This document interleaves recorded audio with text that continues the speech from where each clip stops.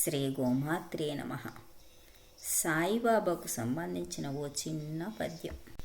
వినూతన ప్రయోగ శిరిడీవాస, విఘ్నంబులు తొలగించు వినాయకుడవై, విభూతులను వెదజల్లు ఈశ, విఠల సాయినాథ నీదు రూపంబునే నే ధ్యానింతున్.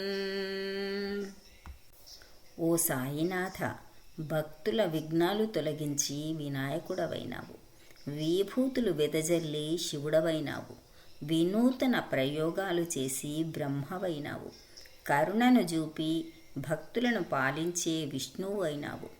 సాయినాథ, నీ రూపాన్నే నేను సదా ధ్యానిస్తూ ఉంటాను.